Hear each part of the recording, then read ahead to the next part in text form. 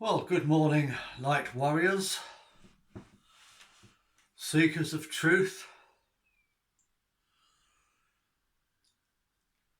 I've got something for you, Lord of the Rings fans, this morning. I love Lord of the Rings.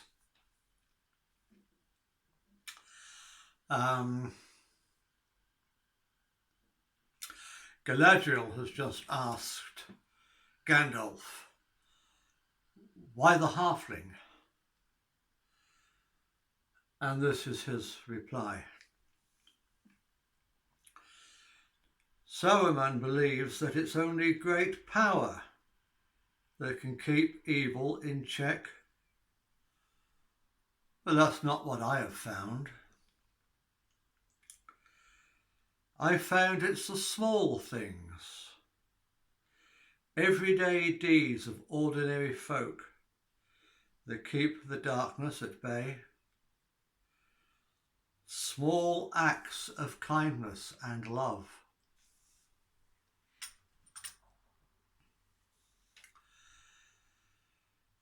I sometimes wonder whether Tolkien knew what was coming.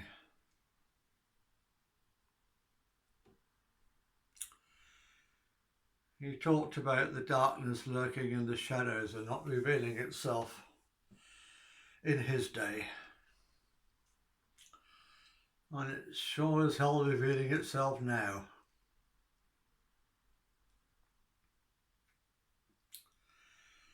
And a lot of people think, yeah, it's happening, but there's nothing I can do about it. I'm just Ethel on the checkout. What can I do? I'm just Peter in the accounts office. What can I do?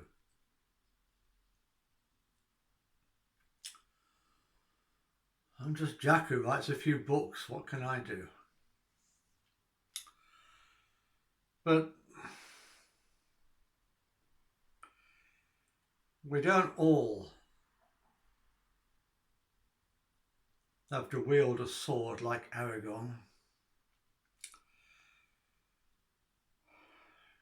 It's the small acts of ordinary people that will win this war. One act of love at a time. One act of kindness at a time. One act of generosity at a time. And one act of defiance at a time. That's what will defeat the New World Order.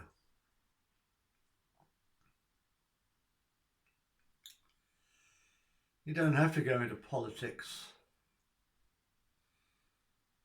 You don't have to try and take down the government.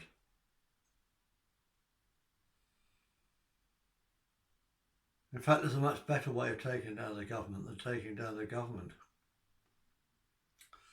As I explain in my book, Love Not Fear.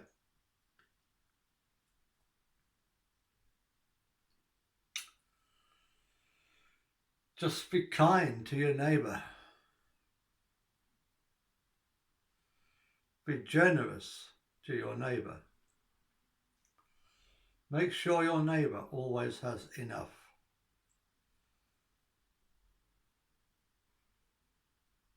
If you have more than your neighbour, then share.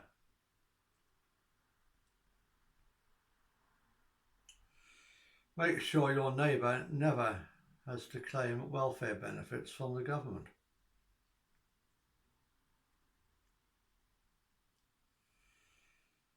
And that's a simple thing we can all do. Just look after one another. If someone's sick, then help them out. Look after their kids so they can get some rest. Go to the pharmacy for them. Go shopping for them. It's not all about money. I also give the example several times in these talks I've done recently, of about potholes in the street. It's a big deal at the moment in Britain because the councils just don't have enough money to send out the repair teams. So instead of keep going on at the councils, we go and fill in the bloody pothole. Okay, it might only be a temporary repair if you can't get hold of any asphalt. You may have to fill it in with concrete. But just do your bit.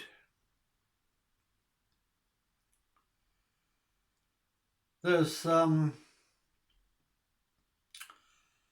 beautiful... I don't know much about this. I only saw a brief report about it on Facebook yesterday. There's this beautiful place in Devon, Dorset, I think. A country road with grassy banks on either side and tall trees.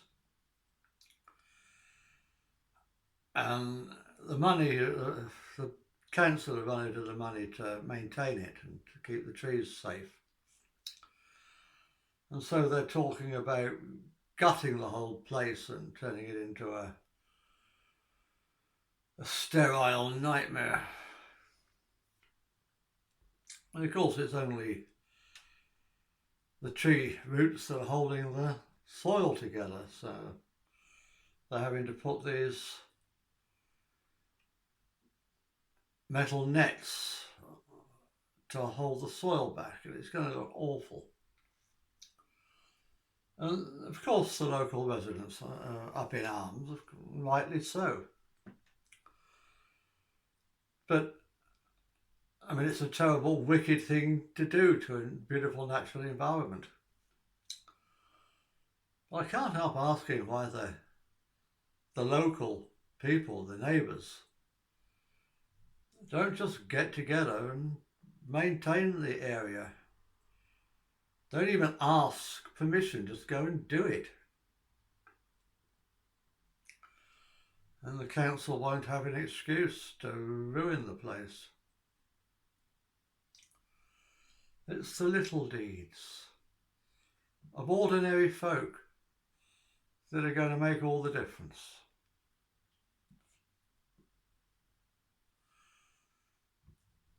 And of course I propose an informal gift economy where we get rid of money. So we're no longer supporting the banks.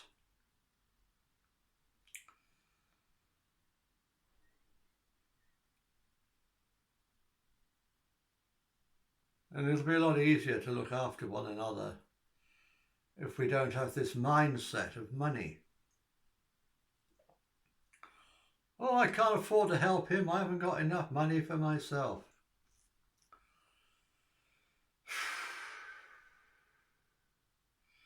But if we all helped one another, we'd all have enough wealth.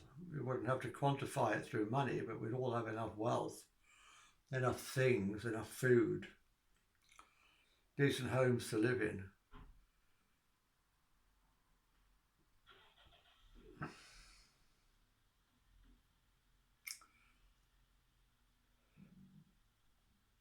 The whole point of the love, not fear theme is that most of the bad things people do are motivated by fear. People aren't evil, they're just living in fear. Okay, there are a few people that are evil. A few psychopaths who just don't understand the suffering of others. But the vast majority of people just do what they do, well, for two reasons, I suppose. Fear, and that they can't see any other alternative. But of course it's fear that blinds them to the other alternatives.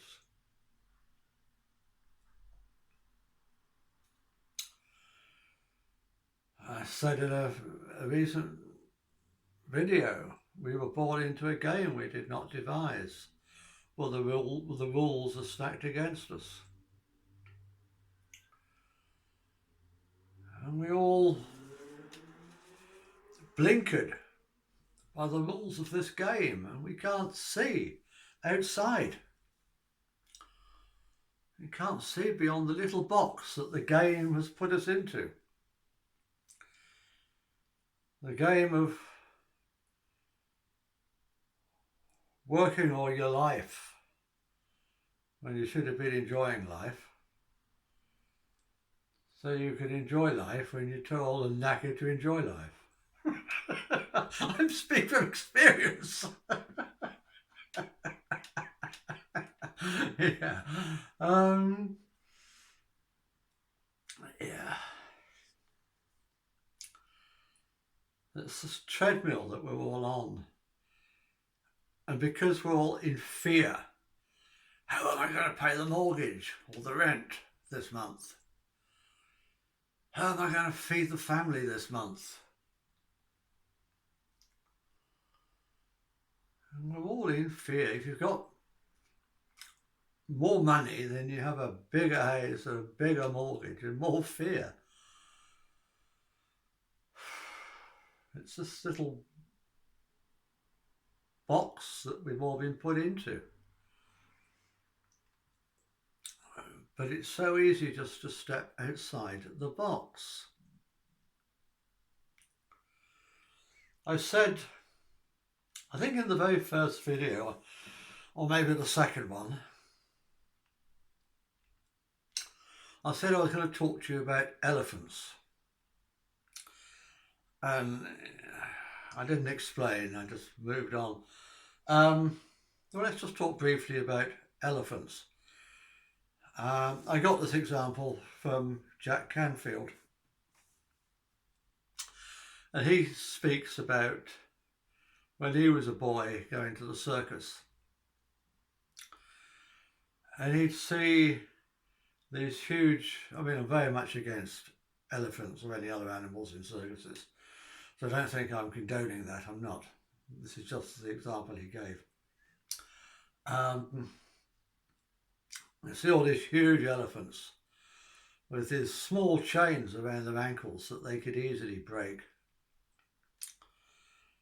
Just standing there.